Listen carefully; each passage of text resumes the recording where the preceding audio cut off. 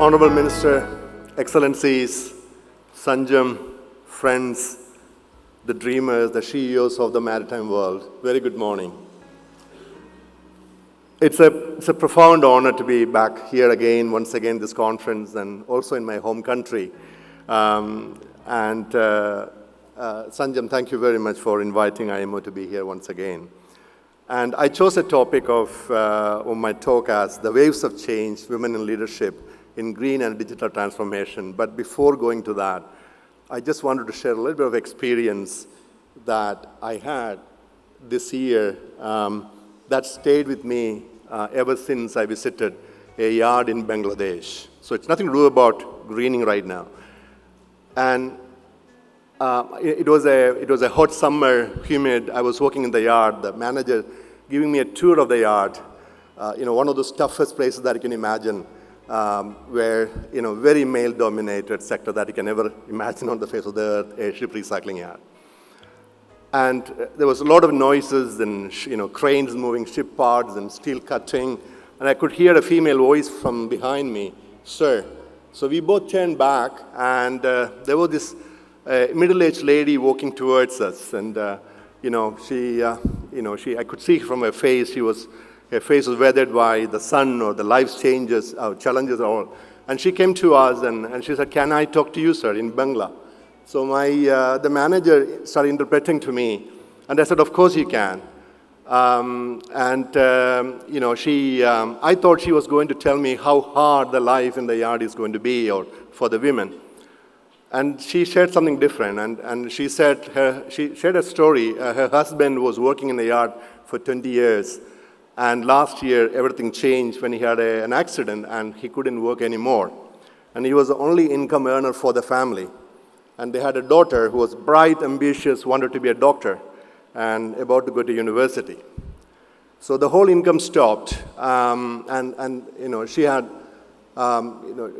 she had tears in her eyes, but then suddenly she smiled. "Sir, everything changed this year." And she said she has a job now in a yard, in an office within a yard. And she has an income, for the family. And she is sending her daughter to the medical school now. And the daughter wanted to be a doctor to help the yard worker. That was her ambition. And then she said something interesting. She said, "Sir, I was told that there was a project behind this change. There is some laws changing in the country, so the yard owner came to us and said, maybe we can take a few women into the yard."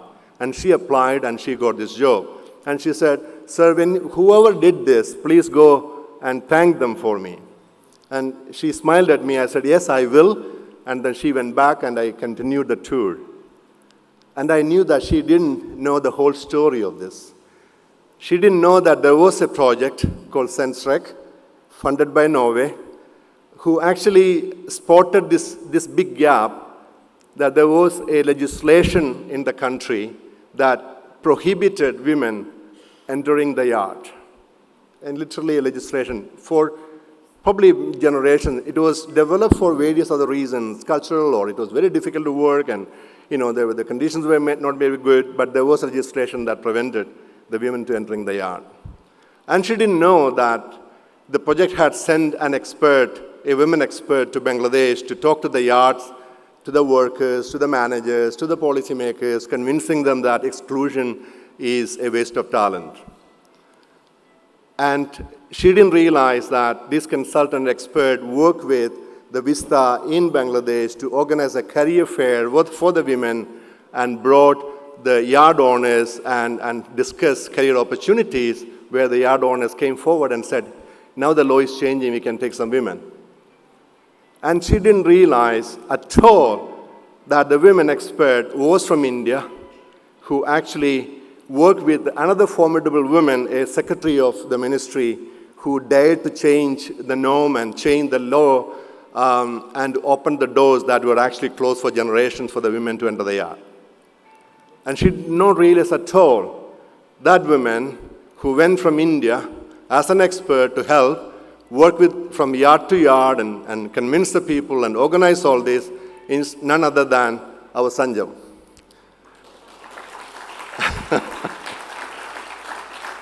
I didn't tell you this to you, Sanjam. I was keeping it for this because that is the thanks I'm conveying from that woman that I met. And she had tears in her eyes when she said that. She was really thankful. So, friends, imagine what women leadership can do.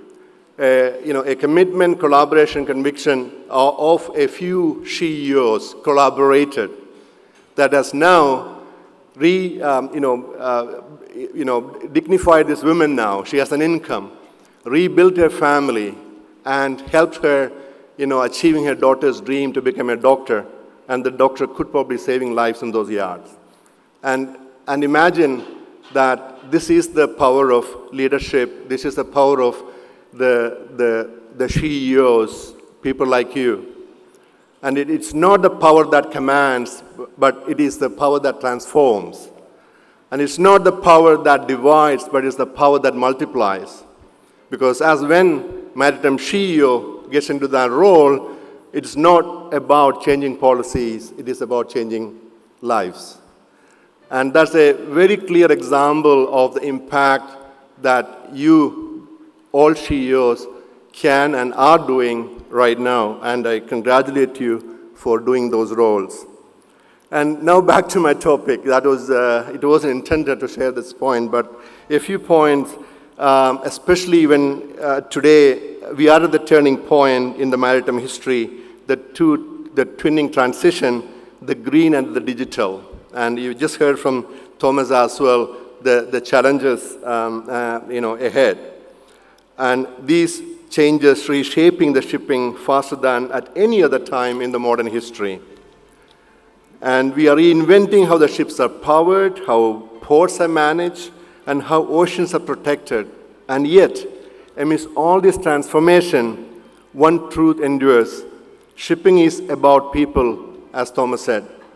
It is about the courage at sea, creativity ashore, and collective responsibility for our planet. At the IMO, our mission is to be the global compass guiding this transition, steering the maritime world towards net zero emissions, digital transformation, and inclusive growth. And today, as we talk about sustainability, innovation, and the future, we must also talk about women, because women are at the heart of every meaningful transformation, including the green and digital transformation. From the ship design to digitalization, from fuel innovation to logistics, women are steering the maritime world into new frontiers. In Norway, women engineers are leading research on ammonia and hydrogen fuel ships.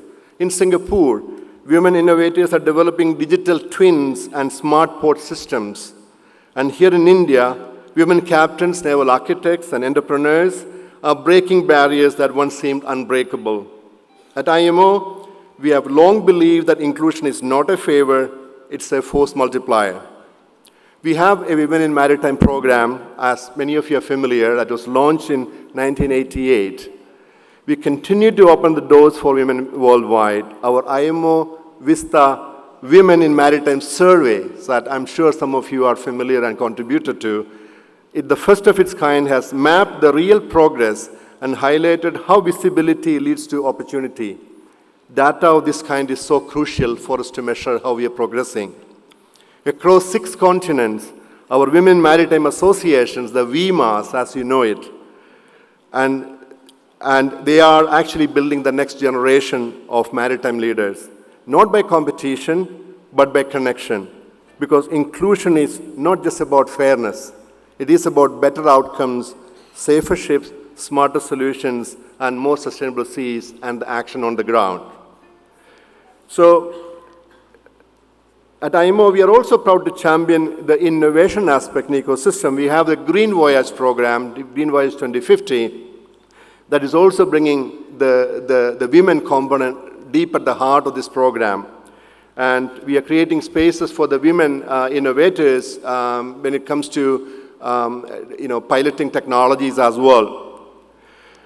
Now, there are some other ongoing IMO work that I want to highlight, which is actually again focused on women leadership and inclusivity. The Maritime SheEO Leadership Accelerator Program. Some of these ideas I think we grabbed from Sanjam. The launch of the IMO Vista International WMU Maritime Women Leadership and Empowerment Training course at the WMU, the World Maritime University, that you once attended. And that was inaugurated this year, strengthening leadership capabilities and preparing women to step into the leadership roles when opportunity arises. Then we have the women, the Maritime Speakers Bureau. I don't know how many of you are aware of that. Can I have a show of hands? How many of you are aware of the Maritime Speakers Bureau? Very good. At least 5 or 6 of you are aware of this. It is a platform that connects qualified women and maritime experts with global events so that when we look for speakers, we know, whom we can invite to those conferences. So if you are not registered, please do so that we can hear these voices in those conferences. Then we have, of course, the International Day for the Women in Maritime that we all celebrate. And that's again continuing on and it's getting strength to strength. Then we just heard the Smart Sea Women project that's funded by Korea, focusing on Asia, especially on the 2 areas of decarbonization and digitalization. We are actually trying to provide training so that mid-level women in the career can progress to the next stage. A great example of how these actions can be done on the ground. And we are just starting a great initiative, again with the government of Norway, the Turning the Tide. And thanks Norway for the funding. We are just about to launch this big movement, again focused on women, where we will also be actually reaching out to the school children and engaging them and getting their attention to this area, and also helping with the leadership training areas. We are also encouraging the member states, including India, to strengthen the engagement in our global and regional women in maritime networks. And India's participation in the future IMO Vista survey, VIMA Asia events will help capture this progress. So we do hope that India will participate in the surveys in the future. So finally, every ship that sails needs a compass. And in our maritime world, I dare to say, women are that compass, guiding us towards balance, courage, and compassion. As we reimagine the maritime future, the greener, the smarter, and more inclusive future, let's ensure that every woman who dreams can believe, and every woman who believes can achieve and inspire. To the young women here today, I'm sure there are many here, your time is now. The waves of change are rising. As Sanjam said, you are becoming that wave and the tide. Not to drown you, but to carry you forward. Ride them with confidence, lead with purpose, and never underestimate the power of your voice. To the industry leaders who are here, keep opening those doors, just like the yard owners did that in Bangladesh. To the governments here, keep investing in people. And everyone in this room, keep believing in the transformative power of women. Because when women rise, the maritime world moves forward, greener, smarter, and stronger. Thank you. And thank you, Sanjam, through the example that you just, you're doing and how you are bringing this forum together and reminding us that when passion meets purpose, the tide of change becomes unstoppable. I can still see the tears of joy from that women from the yard, that SheEOs like you who impacted their lives, and how powerful this collaboration connection of the SheEOs of the world is going to be. So once again, thank you very much and all the very best for today's discussion. Thank you.